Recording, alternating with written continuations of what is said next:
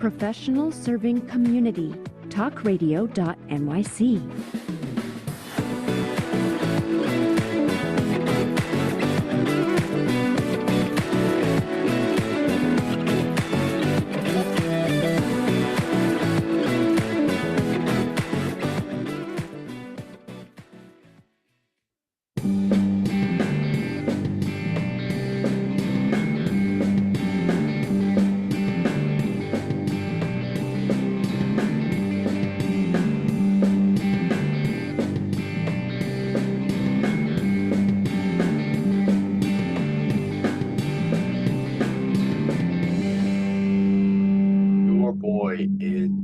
Your boy's back, the one and only the kid, El Nino. If you speak Spanish, I believe that's how you say the kid in Spanish. Your boy's back, Tommy D, the one and only, the nonprofit sector connector, coming at you 2 flights up from where I get my coffee. I got a smiley face coffee cup, a little bit of the pink smiley face. I thought I'd go with that. Carol Burkowitz, you got a coffee cup there?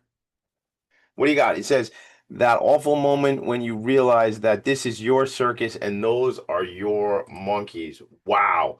Wow, wow, wow. Carol, just come off mute when you get a second. I gotta tell you, I love your coffee mug. I have 4 children, so I know about the circus. And sometimes I'm the ringmaster, and sometimes I'm the guy that travels behind the elephant picking up the poop. I think it's a Yes. if we're gonna talk about a circus, man, I like to wear a top hat. But sometimes you got to get that shovel out too, man. All right, who knew where we were going? I was just trying to count. I'm trying to count. I'm trying to count. I'm trying to count to 227 is what I'm counting to. Today is the 227th episode of a thing that was an idea for 2 years. I told people it had a logo.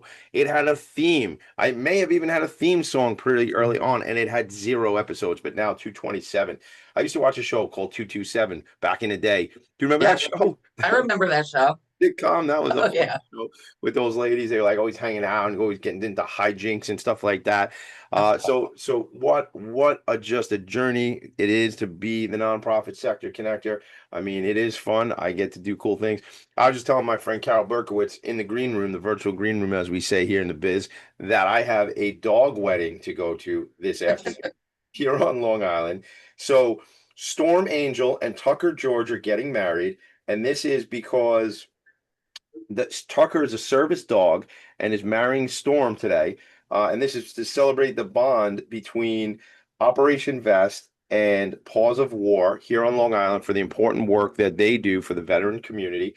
Operation Vest, Veterans Ending Suicide Together, and Paws of War. Many of you know Paws of War, partnering up canines and humans, and giving people that connection that we need. And shout out to Cheeto, my dog, my guy Cheeto. Shout out to him. He don't get a lot of love on this show, but I'm gonna give him some love right now. Shout out Cheeto, we love you. Now he's gonna start barking, want to come to the attic. But our pets are so important, and we're gonna get into Carol. We'll get into talking about dogs and stuff later on in the program. But I'm going to get dressed. I'm gonna put another linen suit on and go to a dog wedding this afternoon. I actually asked if Cheeto could come to the wedding. But my friend Jenny, shout out to Jenny and Stefan Hespler, who founded Operation Vest. They do a big run out in Suffolk County. I forget the name of the park. I'll Google it. It'll come to me. But they have certified service dogs only. Cheeto is not a certified service dog, so he is not going to the party. And plus, then I got a dog with me all day, and I can't really, I'm not as nimble when I got a dog with me all day. You know what I'm saying? So. All right, episode 227. Carol and I only met recently. Shout out to, I got invited by my friend Suzanne Lasanti to an event for Wilmington Trust, which was it was at Suffolk Community College, I believe, that morning. Yes, yeah, Brentwood. Yeah. Brentwood. And you and I had the opportunity to talk. I actually got the opportunity to meet a new friend and colleague of mine, Paul Howard, who represents Satel Institute. I'm going to be doing some consulting work with Satel around bringing business owners together in the focus for corporate social responsibility. So you'll see a lot of that here on Long Island. Those of you who are local, if you're not local, Google Satel, Satell Institute, and you'll see the story about Ed Satel, or just send me an email, tommyd@philanthropyinfocus.com. And Focus, as you know by now, is PHOCUS. And if you don't know, now you know. All right, Carol Burkowitz, we are rocking and rolling. I'm excited. I met you that morning. we kind of hit it off, chat a little bit. You told me about your organization, and I said that is super important work. Since then, I've had the opportunity to come out and visit with you, go on a tour. Now we're here to talk about you, your journey, the importance of this organization. So, the organization is called Penates. Am I pronouncing it the right way? Yes, Okay. that's close enough. It's Penates. Yes. Penates. Okay, so I Penates. just got to think of a taser. Penates. None of us really know. This was what it was named 30 odd years ago when it was founded. Yep. But so when I stepped into this role, I had to know what the name of the organization meant. Right. So Penates were the ancient Roman gods of the household. Yes. Yeah. There you go. I Googled it, and Yeah. I knew that too. Penates. That's how we're gonna say it. All right, Penates. All right, so let's just jump in. Here's the deal. I feel like we had some cool stuff going on, you and me. We started talking the first time we did a phone, like a Zoom call, we started talking about music. And I think it was the Colorado thing that threw me into this whole. Anytime somebody tells me they're from Colorado, by the way, shout out to Fee who was on the show last week. I remember you jumped in on like, on comments. You were saying I'm a Colorado gal. So Fee was on the show from Building Beats last week. Carol was listening and she mentioned Colorado. Red Rocks. I went on Red Rocks. I went on this whole Red Rocks riff because I saw a group that I love and listen to a lot called Revolution, and they were doing a show. They were the headliner at a show called Reggae on the Rocks, and they didn't probably go on until 9 o'clock at night.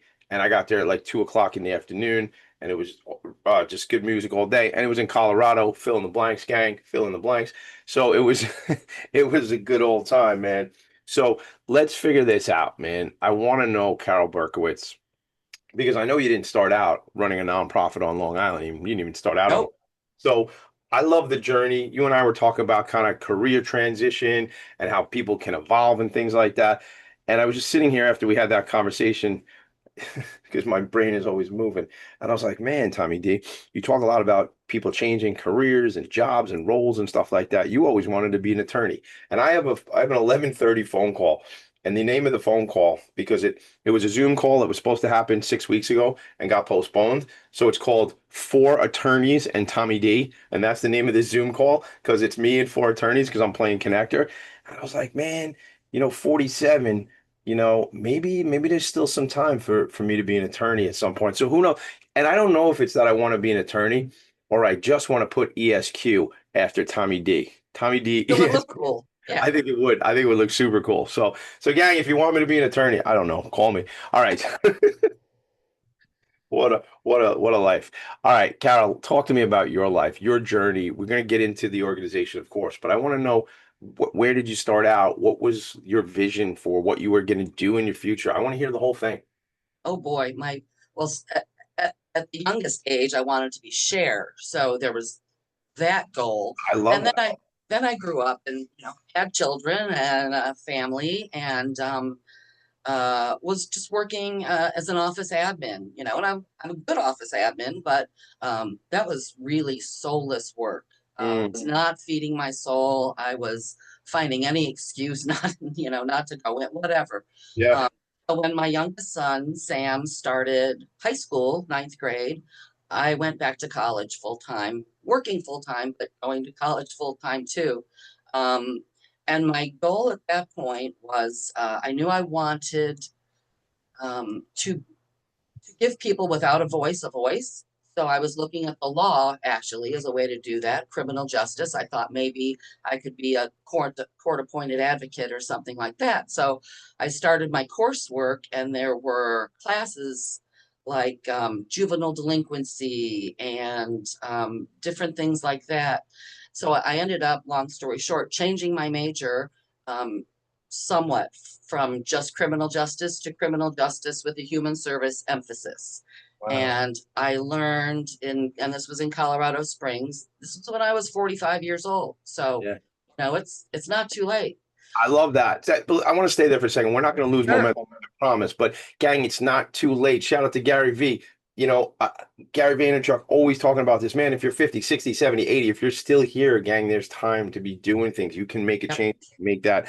This word kind of got a negative bent to it, but that word pivot, You know, it used to just be in basketball, CYO basketball and regular basketball, but it's like it became a whole thing during COVID. We had to pivot. We had to pivot. But you can change. You can transform. At 45, you were making some different decisions. It's interesting. My mom went back to college because she was 21 when I was born. So she went back later, meaning like Right. much later, like probably similar to you. And you know, her Mhm. job was paying for it, and then she went back and got some additional like after postgraduate, like after towards our masters and stuff like that. So there's so much you can do at any age, man. There's no reason not to. So Right. Absolutely. let's get into that. I wrote it down. Criminal justice with a human service, focus on it. Yeah. It was, every course I loved. It was like it was geared to my heart. But through that, um, I became aware from one of my professors that there was a homeless shelter for youth in Colorado Springs. And at the time it was called Urban Peak. Now it's called The Place. And I was flabbergasted to find out that there were homeless kids in my city. So this shelter was for 15 to 20-year-old youth with no home, and I started volunteering there. And then I got a job there part time in direct care, so working in the shelter with the kids. Meanwhile, bringing sandwiches with my son every Friday night. We would pack lunches for the kids to have on the weekends, stuff like that. And then I graduated, and I then became I maintained my direct care job there. I became their volunteer coordinator and the assistant to the deputy director.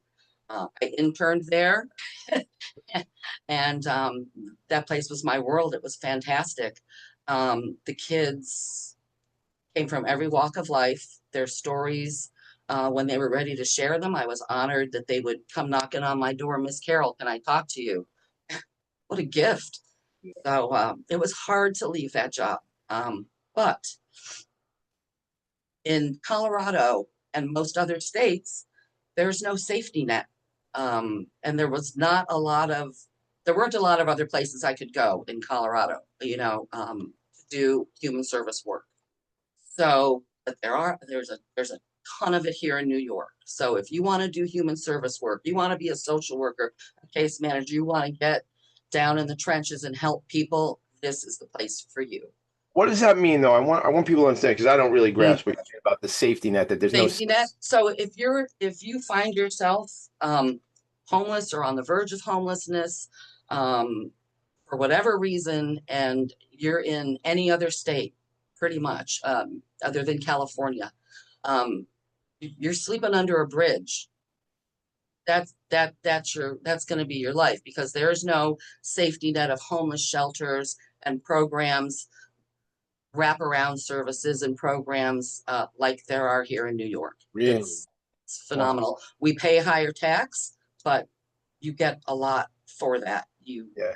You can Yeah. actually, work with that.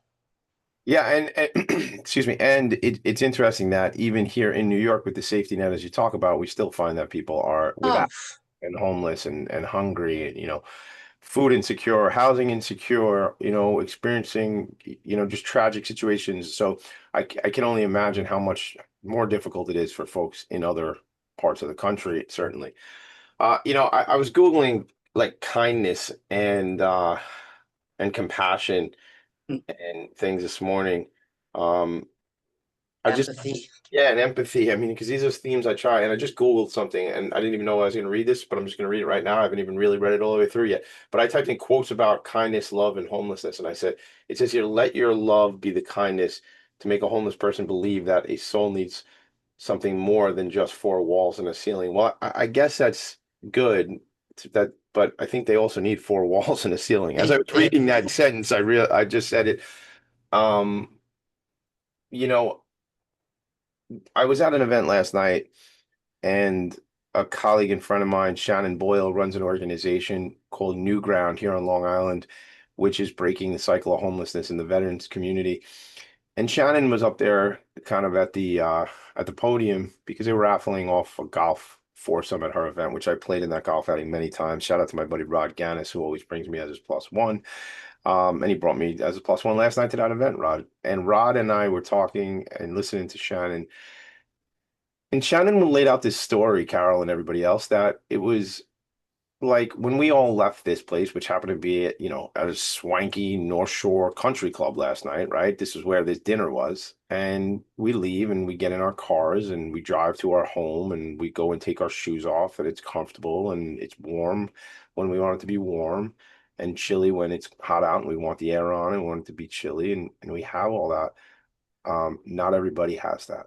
Not everybody has that ability. And you and I talked about veterans because of the dog wedding that I'm going to. And again, thank you for your family service for sure. I think it's an absolute travesty and a tragedy. I like those words interchangeable, but that we have homelessness, period, hard stop, on this planet.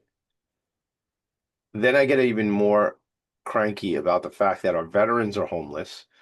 Now, look, I know we can't solve everybody's problems and we can't, some folks do not want to come in and do not want to be part of society / communities and whatnot. But I think there are plenty of people who are out there would love, a hand up, would love to have an opportunity. And I think, so it drives me bananas and I don't have the answers. And I kind of get a little weirded out because I complain about stuff, but I don't have the answers, but I'm like, how do we allow a society, and here he goes, how do we allow a society where somebody can be eating $150 Kobe steak in Manhattan and 20 yards away, somebody's Literally, right? Could be feet away, but right, 20 yards away, somebody's rummaging through a trash bin to find buffalo wings or the half of somebody's Whopper that they didn't eat from, the fast food joint or something like that. I can't grasp why that's okay. I don't understand it. I really, truly don't. Like, so it blows my mind. it's not okay. No. It's not okay. And food waste, don't even get me started. Food waste in this country is, France outlawed food waste decades ago. It's never been, and I had I think it was Anthony Barrows I had on a few episodes ago from an organization called Lyft. And I've said this for a long time. This is not a lack of resources.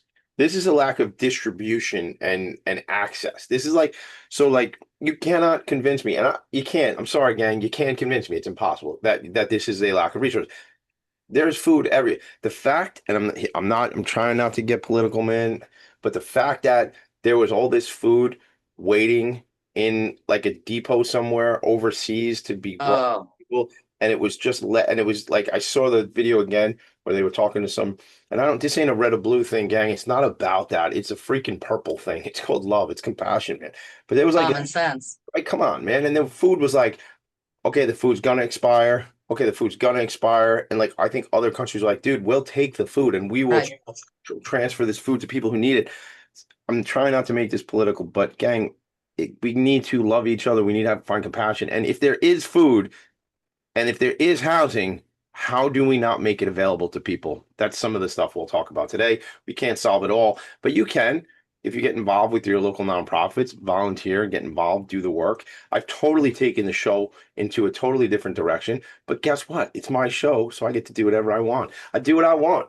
Like there's there was Eric Cartman. You remember Cartman? Like whatever, I'll do what I want. I love that. So a little bit of Tommy D embracing the Cartman inside of all of us. Whatever, I'll do what I want. All right. What I'm going to do right now is we're going to take a break, but we're going to get right back on track. Well, I shall do my best to get us back on track into your story and the safety net here in New York, and when you came here to Long Island and that and how that story happened. How's that sound, Carol? Sounds great. Thank you. I'm glad I know you. I'm glad I met you. I'm glad you're in my life. Carol Burkowitz. I am Tommy D. We will be right back. The show is Philanthropy. Wait for it. In Focus. Focus. Are you a conscious co-creator?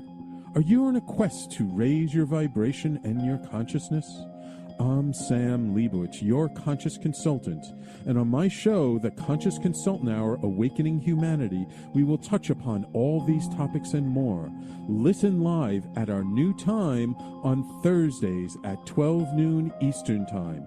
That's The Conscious Consultant Hour, Awakening Humanity, Thursdays, 12 noon on talkradio.nyc. Are you a high-achieving, growth-oriented leader? Are you interested in developing your authentic leadership while creating a healthy, inclusive workplace? Hi, I'm Dr. Mira Broncu, host of The Hard Skills on talkradio.nyc at 5 p.m. Eastern on Tuesdays, where we discuss how leaders develop the hard skills needed to make a greater impact.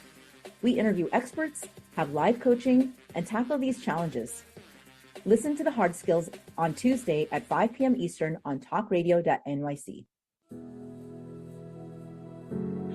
Are you a purpose-driven individual looking for deeper healing, clarity, and growth? Welcome to the Expansion Room, a transformative space for purpose-driven individuals. I'm Siobhan Larice, host, licensed therapist, and coach. Join me every Wednesday at 5 p.m. Eastern Time on talkradio.nyc. You're listening to Talk Radio NYC. Uplift, educate, empower.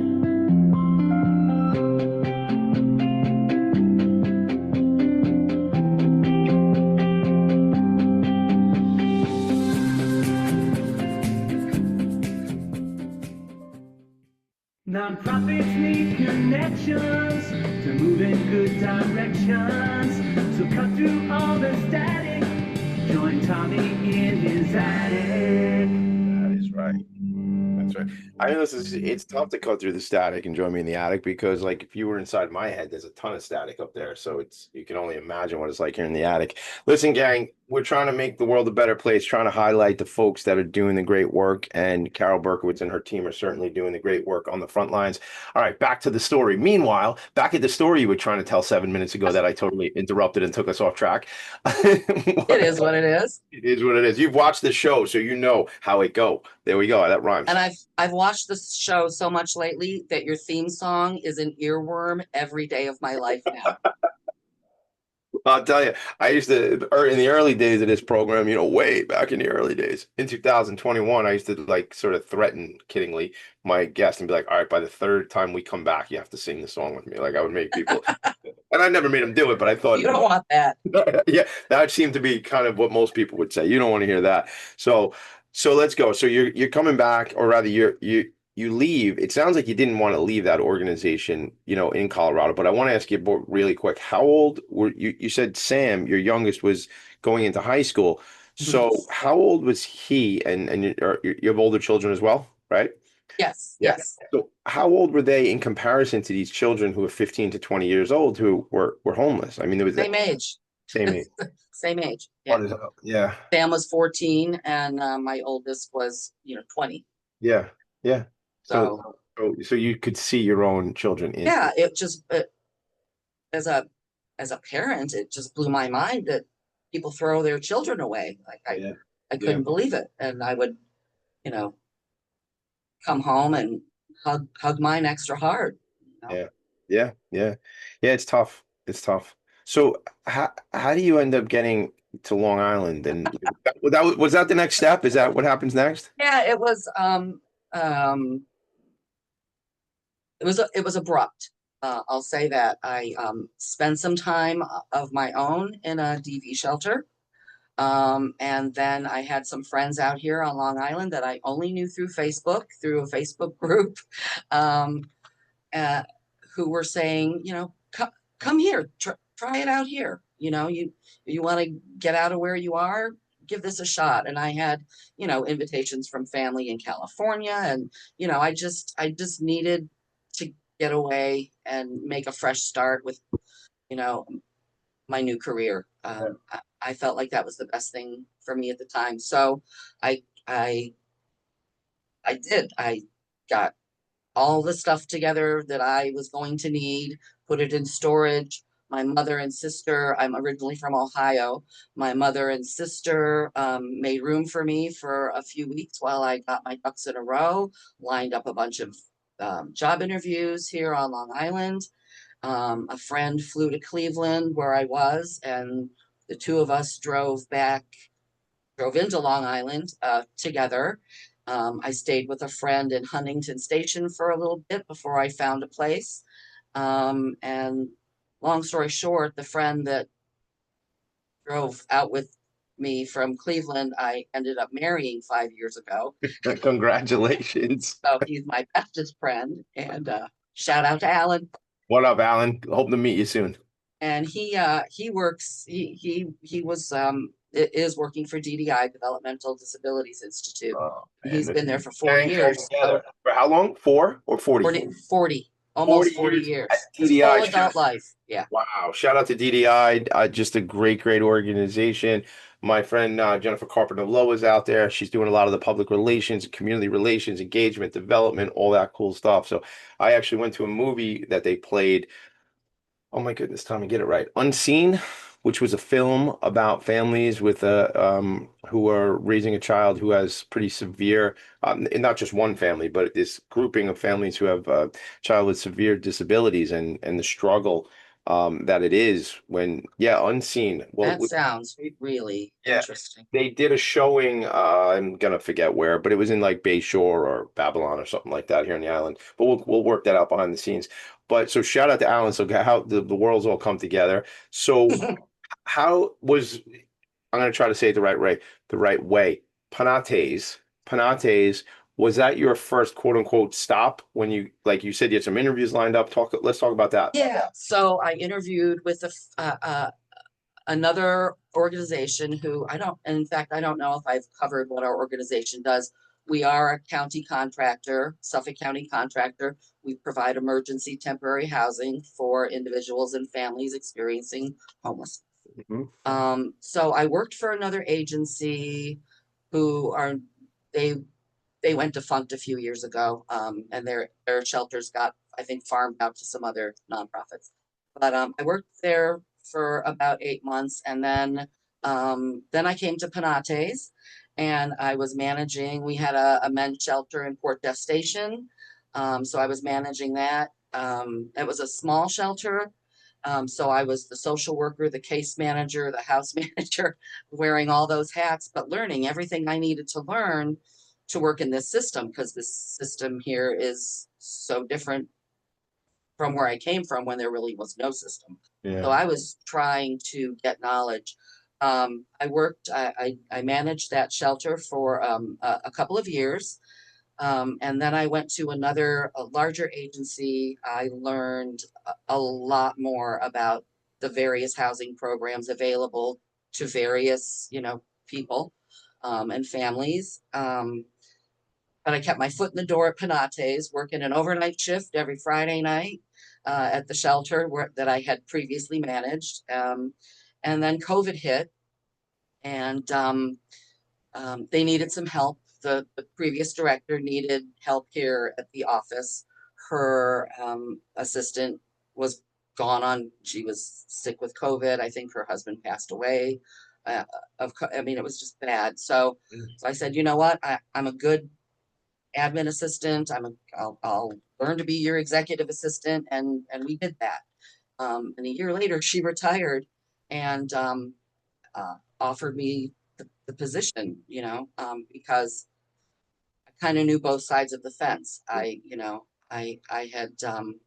had that balance, and I thought, it's not a bad choice. I wasn't prepared for it.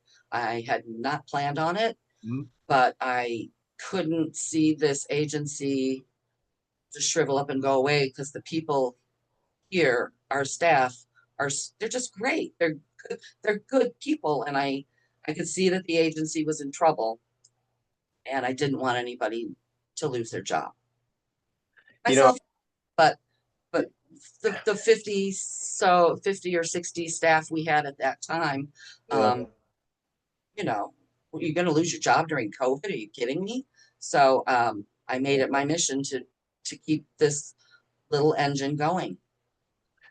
I love that. And, you and I have had separate conversations around how important it is, how important your staff is and how much you value them. And you want to make sure, and as it relates to, I never really talk about my business on here, but, Vanguard Benefits, we talk about culture, we talk about caring for people, we talk about the culture of caring. It's in fact one of the tenets of our company. So I'm often in these conversations where folks are talking about, I really value my people. I want to do what I can for my people. And meaning, the staff, the associates. And I think so much, and I will get kind of a little bit of a commercial for what we do in the world at Vanguard is, we work with companies that value their people, and we help structure benefits plans and culture and engagement and things like that. And it's a big part of what we do. I mean, listen, I got a guy from, he's actually this guy that I talked about earlier, Paul Howard from Satel Institute, who you and I met the same day I met Paul. And that's just a thing about putting yourself in a room, gang. I wasn't exactly totally invited originally to that event, but my friend was asked to be on the panel discussion, and I said to her, "You must do this," and not to betray any confidence, whatever, but I had to just give her a little push, not physically, but just like, "Hey, man, go for this." And then once she was doing it, I was like, "Can you get me an invitation to that event now?" So. So I was supposed to be there, but because I've eventually got an invitation. But my point is, put yourself in these rooms, man, because you don't meet Carol Burkowitz, Tommy D, or you don't meet Paul Howard. And Paul made a trip out that day from Philly. He's from the UK originally, but he made a trip from Philly out there. And that meeting was not late in the morning. It was probably 9:00, 9:30, right? Right. So it's about being in those rooms. I'm going on a tangent, but it's about being in the rooms, being available, making those connections, because without the connections and the relationships, none of this stuff happens, So I've only in the short time I've known you, you've told me so many times how important the staff is to you. And to hear it again here, it just reminds me that, leadership can be many things. And I don't really think it's the thing that where I see some leaders who just yell at people and holler, and I don't actually think that's leadership. I think that's something else. But That's bullying. yeah, I don't think it works. I think it makes people scared and fearful where they should feel like they're appreciated and that and heard. Thank you, and heard, and that the leader is there. You know what I always thought was cool? When a leader said, first of all, I hate when people say, I work for this person or I work for that person. I hate words. Strike that. I love words. Words have meaning. I hate words like that. Like, I work for this person. Like, I've been in sales my whole life, and people would say, so who do you work for? I go, myself, my wife, my children. That's who I work. But they meant like, whose sales team were you on? I'm like, mine still, right? But like, because they would say, oh, you work for Rich or you work for Susie. No, not at all. And the right leader would be like, I work for you, meaning, right, like the sales manager, the vice president of this. And that's what I'm hearing, Carol, with you and many of the folks in my world, in my sphere, because like when I'm talking to, Yolanda Rabano Gross or Jeff McQueen over at Mental Health Association Nassau County, or Dr. Jeffrey Reynolds over at FCA, they're like, I'm here to support these folks because these people are supporting the people we serve, Tommy D. And that's it. And now I'm on my soapbox, and I know you guys get it. Don't change the channel. He's going to chill out. He's going to come back to earth for you. But that's why you come back anyway, gang. You know it, because we're doing the right thing here, and we're highlighting the right work. So I know how important that was for you. So believe it or not, we'll take another break. When we come back, we'll kind of come back to that piece there, like where you took on the role. It was like, and you said there's something here and I got to be a part of it. And that's going to take us to the next step. How's that sound? Sounds great. Thank you. Right. Gang, how's that sound for the rest of you? I don't know, because you can't answer me unless you send me a message on one of these platforms. Like we're streaming on Facebook and LinkedIn and Twitch and X and something else. Talk Radio NYC and YouTube. And but if you want to get in touch with me, send us something. But for now, you're just going to have to deal with the show the way we're doing it, because you're not here and we are. Right back. Misalignment within your sales team or with the client stalls deals and creates unnecessary friction for you and the client, resulting in up to 37% lower win rate. If you're in pre-sales, sales management, or sales enablement, and you'd like to increase revenues, win rate, margins, client satisfaction, and stay competitive, this show is for you. Hi, I'm Art Fromm, host of the Making Seamless Sales Show. Please join me live Thursdays at 7 p.m. Eastern on talkradio.nyc.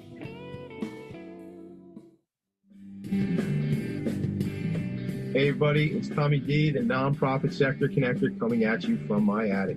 Each week here on talkradio.nyc, I host the program Philanthropy and Focus.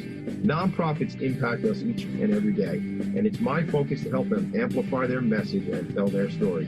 Listen each week at 10 a.m. Eastern Standard Time until 11 a.m. Eastern Standard Time, right here on talkradio.nyc. Hi, I'm Linda Marsanico. The A Train to Sedona is a memoir about my journey to love and compassion. It's also the name of my new broadcast on Wednesdays at 12 noon. When we are spiritual, we embrace possibilities and ideas, which strengthen our mind, body, spirit, health, and wisdom. On the A Train to Sedona broadcast, I plan to interview guests who embrace these expansive practices. Join us on Wednesdays at 12 noon on Talk Radio New York City. You're listening to Talk Radio NYC at www.talkradio.nyc. Now broadcasting 24 hours a day.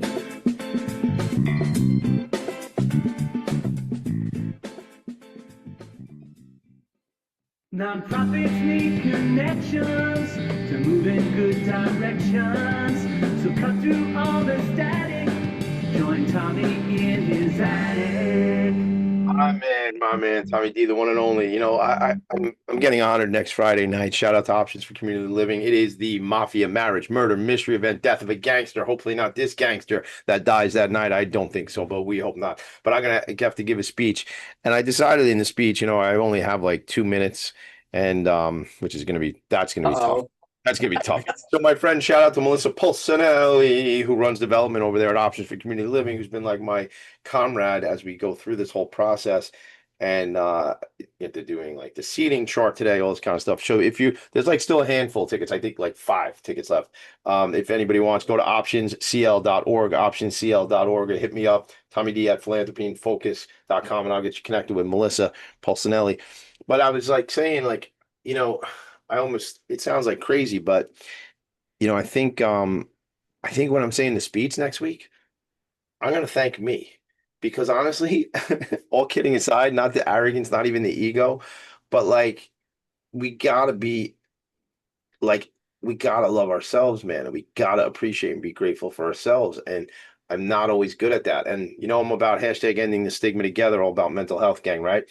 And dude, if you do really cool stuff in the world, like that's so important. So be grateful for yourself, be grateful for the work. And plus, I think in a room full of 215 people, it'll get a rise out of people when I say, and most of all, I'd like to thank Tommy D. So I think they would get a kick out of that. And Yes. and I'm there to entertain. So if you're listening and you see me next week, now you know one of my secrets. But if you're not, you don't know. All right. So Carol, you say I have to take on the leadership here at this organization to take care of the people, to steward the organization, make sure it's existing not only for the people the organization serves, but for your people, your associates. So let's talk about you take on the role. When was that? 4 years ago, this past July. No kidding. Okay. Happy anniversary. Thank you. Yeah, and you know, probably for the first year, it was a bit like unpeeling an onion. Yeah. And seeing really what was under those layers that hadn't been looked at or taken care of in a long time, or if ever. So there were relationships to build. A board of directors needed to be put in place. Sure. You know, just the basics. But yeah, and I didn't want to come in and shake everything up. You can't do that to people we have staff here who've been with us more than 20 years. You can't come in and overnight change everything. So you have to, you know, pick and choose what's really important. What is your priority, and go with that. How do you throttle and go like, look, there definitely needs to be some change? Because I think this is important for anybody to think about themselves, think about their business, think about a nonprofit that they might be running or founding or whatever. Like, how do you decide, like, okay, we can't shake the whole thing up? Like, so you started to say, like, we had to figure out what priorities to focus on. Yeah, and for me, that was making sure that staff was being taken care of, so that they could do the hard work that they do every day. And I knew that because I was one of them, didn't necessarily feel appreciated salary-wise or culture-wise. So the culture was a bit toxic. I didn't want that for anybody. So, removing those toxic elements was important over that first year to 2 years, really. And then we are a county contractor, and we do have to submit our budget to the county, and that is who pays us to do our work. But nobody had ever asked them for more than the bare minimum before, and that wasn't helpful. So so if I'm reading between the lines, there may have been more available dollars to drive to the organization, and it just hadn't been discussed. It hadn't been done because that relationship with the county hadn't been built. Okay. And so it's been really important to build good relationships with people, and with the county, with the state. So Suffolk County Department of Social Services oversees us on a local level, and on a state level, it's the Office of Temporary Disability Assistance, OTDA. So are you naturally, I mean, listen, you and I hit it off. We're friends, right? But like, are you naturally a relationship builder, like a bridge builder? Like, did that part of the role and responsibility, did that come natural for you? It did come naturally for me because I'm a Midwestern girl. Yeah. And that's how I was raised. Just be nice to people. My mother was, she volunteered her whole life. She was a stay-at-home mom. She was running the Red Cross and church offices. And, so that was my example. Yeah. That's the story. Needed to pay bills. So I tried to find an area where I could do those good things and feed my family. Right. Yeah. Yeah. But it's great to you get, you remember those stories with your mom, and you see, like, I know for a fact, like, I have not always been like the best dude around, but I know for like the last 10 years, I've been pretty good. And why that's most important to me is because there's a lot of small people, although they're not so small anymore, but there's small people who live in this home that watch what Tommy D does in the world. And, maybe now, probably not, but like maybe 5 years now, 10 years, 15 years from now, they'll be able to say, like, I saw this guy doing all these really good things for people. And that's not really about me. It's more about that if they're ever interviewed on a show, they'll be able to say, well, I do this stuff and I care and I get involved because I can't believe I'm going to say this, but they're going to go, because I watch my old man. If anybody calls me their old man, gang, you're going to get in trouble. But because I watch my old man do these things, and that's what drives the work. That's what drives it, is like, and it's not just trying to inspire my own children, because when I stand up there next Friday night and I give this speech, it's going to be about, like, get involved, reach out to people, love, compassion. I'm going to say the thing I say all the time. Everyone you meet is fighting a battle you know nothing about. Be kind always. Be kind always, Carol, right? I mean, come on, that's all we're talking about. And if ever in history there was a time we need to be kind, well, it's today. And yes, this week and last week and probably next week. Let's be kind. And that's, if we start there with kindness and love and compassion, where I believe many of us are not starting there. We're starting this other crappy place. I don't curse on the show, so I'll say crappy place, but please please meet and find ways to dialogue and speak. All right, here's what we're going to do. I'm going to take a break early this time and come back, because I want you to tell me about the programs, what the organization looks like day in and day out, and how we can help. Because we've had so many things. You're gonna have to come back, because this is definitely one of these shows where you can go for days. I mean, you're one of my friends that, like, if they could record our phone calls and make those into a podcast, it'd be a good show. So let's take a break. The show is Philanthropy and Focus. Carol Burkowitz and I are going to come back, and she's going to tell me the tour we went on, what it is you all do, how people are being taken care of. Is that good, Carol? That's great. Thank you. We are here to serve. Philanthropy and Focus. Right back. On Frank About Health, we're not just talking healthcare. we're managing disruption and innovation. Over the last 4 years, I've taken you from epilepsy and COVID to mental health, caregiving, and now the front lines of healthcare transformation. Stay tuned for a healthier future as we bring on the innovators, professionals, storytellers, and advocates who show you how to own your healthcare every Thursday at 5 p.m. Eastern Time on talkradio.nyc.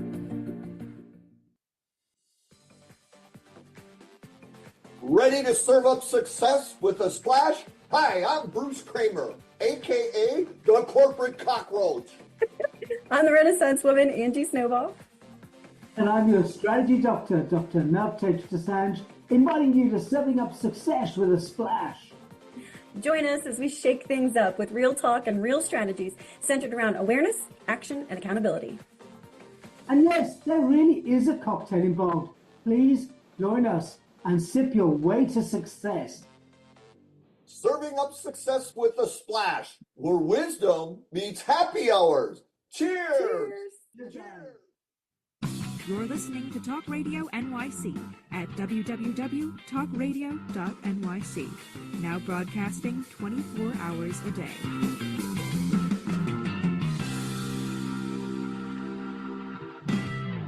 Nonprofits need connections to move in good directions. So cut through all the static. Join Tommy in his attic. All right. Join me in the attic. All right, before we get back at it, here's two things I got to mention. I didn't know I was going to mention this, but I just heard that ad for that show on the network here where they cocktails and they're, networking and really cool ideas and stuff like that. So I feel it's important to say, gang, because I tell you about the ADHD, I tell you about them in therapy. I want to tell you, Sunday morning when I wake up, it'll be 15 years since I've had a sip, since they talk about cocktails and conversations and stuff. So 15 years not having a sip of alcohol in this body. And I tell you that just because I want to say, gang, that's something that anybody can do. All right. I didn't know what was going to happen after that. I didn't know what I built this character up called Tommy D, and I didn't know if it was a character with the drink or if it was a character or if it was me or any of that stuff. But I will tell you, well, if you know me now, it's still the same guy. But I would say to you, let's break the stigma around substance abuse. Let's break the stigma around mental health issues. Let's end stigma. Let's do that all together. Let's end the stigma around people living with HIV and AIDS. Let's end the stigma on homelessness, people experiencing homelessness. Let's just crack it all out. Let's be kind. Carol Burkowitz, in that theme, what does your organization do? What are you guys doing? How do you do the work? How can we help? So we meet each client, resident, when they come in, and the primary goal, obviously, for everyone, this is emergency housing. What is your plan for permanent housing? What does that look like for you? And how can we help you get there? What barriers are in the way of you being able to rent your own or own your own, whatever, your own space? Is it mental health? Is it education? Is it a job? Is it whatever it is? So staff, we have on-site intensive case management. We have social worker on-site, housing supervisor, housing specialist, and obviously our program directors at each shelter. They all work together as a team, to help each family or individual along the way. And so that's what we do, or we try to do. We refer a lot of people out to other nonprofits in the community. You mentioned Options, so that we work with Options and Concern for spa housing, which is, for people who don't know, permanent housing solution for people with co-occurring mental health and medical health disorders. And it's a great program. So we help people get into spa housing. We help people get in. Sometimes all we can do is a room and board situation. Sometimes there are vouchers available. Sometimes there are HUD funds available, but those go away pretty quickly. So our staff keeps up with, everything that's available and going on, and tries with every client to match them up with a program or get them that far. It's on them. Yeah, it's daunting though for folks, right? I mean, maybe they're coming out of a DV, domestic violence situation, maybe they're coming out of some other super challenging situation, and things can get clearer and easier when you're in a warm setting, in a warm home, when you're clean and you have somewhere to rest your head at night, somewhere safe to rest your head at night, right? Then we can work on other things. It's daunting, and it's, I think, scary, right? For these people that are meeting you for the first time. I want to just, if somebody needs services like this now, what's the best way for them to, can they contact Penates? What would you suggest? So all of our clients are placed through Suffolk County Department of Social Services. So you've got to go to DSS and start to open your case. But if you are homeless now, you can call DSS, or if it's after hours, you can call the Suffolk County Emergency Housing Hotline and get placed. May not be with us, but there are many other shelter providers out here. There are probably around 200 shelters in Suffolk County, or on Long Island, I should say. And they're homes right in your neighborhood. These are not institutional settings, at least ours are not. Some agencies run shelters in motels. But our shelters are all run in homes, in neighborhoods. We try to be the best neighbor that we can, so that we're flying under the radar and not being, not living up to the stigma. Yeah, because, shout out to talking about stigma. I mean, like, this whole NIMBY thing is like, you don't know NIMBY, gang, he sucks, that guy, NIMBY. No, it's an acronym, right, for not in my backyard. Well, if not in your backyard or my backyard, well, then whose backyard? Because these are our friends and our family, and we're one human race, right? So that's, we need to find the love and the compassion and stop this nonsense. My opinion. Right? Goes back to $150 Kobe steak and half a Whopper out of a garbage pail. What are we doing? Right? What are we doing? So, go ahead, please. Oh, I was going to say, so the housing first model is what some states have used, some counties, cities, and it's very successful, because once you get somebody permanently off the streets, they can put down roots, they can get a job. How are you going to send somebody living under a bridge who doesn't have anywhere to take a shower or clean their clothes? You're going to go find a job. Who's going to hire that person? They can't even go for an interview. So if you do housing first, you save so much money, because that person now has a stable base, and they can start progressing with case management. They still get case management in the housing first model, but that model is not being run here. That's really what I would love to see. Where, you mean in Suffolk County? You mean in New York? Not being run in New York, as far as I know. Housing first. That's called housing first, and it's very effective. You mentioned domestic violence too. We do have a women's shelter. It's not specifically domestic violence, but obviously many women are coming from a domestic violence background. And we were honored to be invited into Brooklyn last week for a get-together at the Urban Resource Institute shelter in Brooklyn, partnering with this organization. My dog is my home. I love it. Yep. And so we're talking about co-sheltering people with their pets, and that's not happening out here at all. And many people, families, women will not leave a domestic violence situation if they can't bring their pet. Pets are often used as leverage. I won't even go down that road. It's disgusting. But so we're actually in conversations now. I think about 30 people were there, about 20 different organizations, which is, I'm optimistic.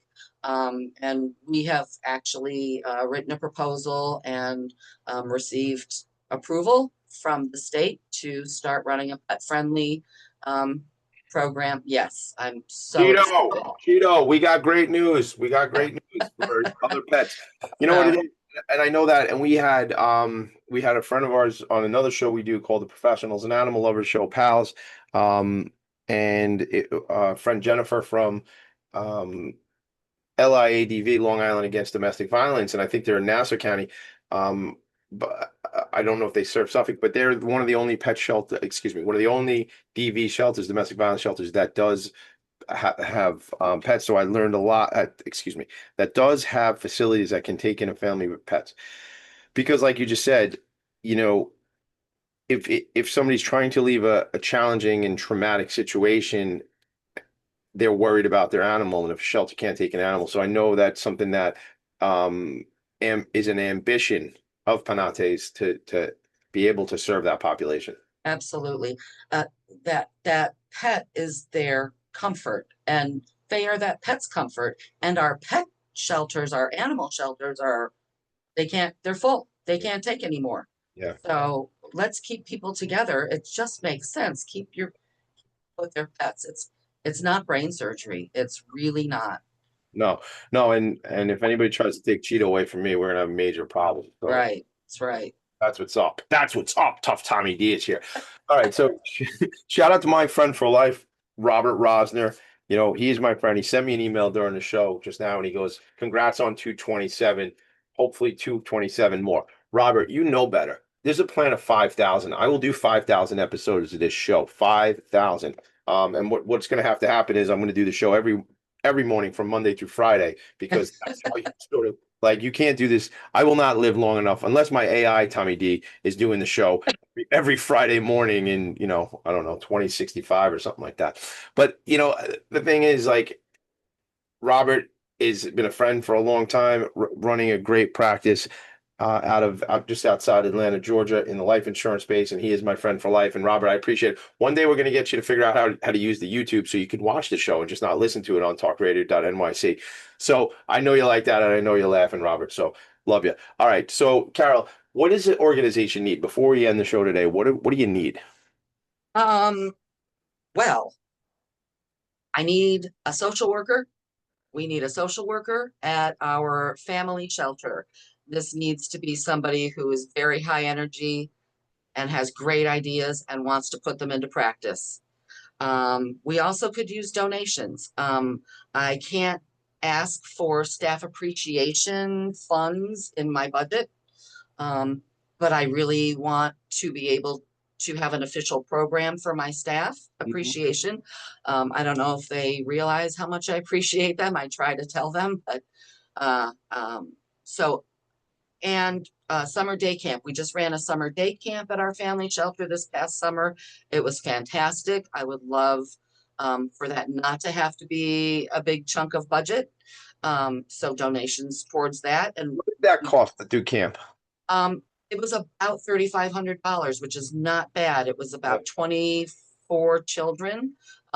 We did it Monday through Thursday from 10 to 2. The school district provided food, so that was wonderful. We had some community involvement with and shout out to Crafty Hands of Bayshore, coming out every Wednesday and doing really fun art projects with our kids. And then at the end of it all, we had a little carnival. But we had, you know, some of those funds were for staff. We had, you know, specific staff assigned to the day camp program, and they were superstars. It was just, I was proud every day. Yeah, I want to talk to you about two of these things, like offline, we'll catch up, but like that staff appreciation thing, I want to know what that would look like. And that summer camp, I think we should talk in like March or April of next year and try to come up with a strategy as far as maybe getting a donor, somebody in my network, in my community that might be able to partner up with that. Even it could be somebody in the attic right now by me. I don't know. We'll talk about it because I can't help myself. So I want to talk to you about that camp thing, but let's see where we can add some impact. I love that. I know you, Carol. This is a great beginning. The last couple of months, getting to know you, getting to know your organization. It's my expectation that you're stuck with me. So I'll be around a lot. There are worse things. Yeah, I know there are. Yeah, it's better than a sharp stick in the eye hanging out with Tommy. So, Carol, thank you so much. If people want to know more about the organization, what, you know, can they call they can call us. Our number is 631. We just changed numbers. 665-2986. You can also message me through our Facebook page, or Yeah, I noticed Facebook is where you guys are really, that's kind of where Penates is. So At the moment, yeah. yeah, I see that. So, all right. So listen, gang, this show is called Philanthropy Focus. Carol, I really appreciate you and all the hard work you and your team are doing. I know that we're going to stay close on a lot of things. Gang, stay close to your nonprofit. Stay close to your people. Check in on each other. Give out hugs. Give them out. They're free, gang. It's free. Plus, if you give a hug and you're getting a hug, it feels really good. I don't know if you know. Dopamine. Dude, all the oxytocin and the dopamine that comes out of a hug. And gang, this is going to sound really strange, but like hug yourself sometimes, man. Just like self-love. Take care of you. I'll take care of me. And then we can take care of each other. Make it a great day. The one and only, the kid. See you soon. Bye. Thank you. Connections to moving good.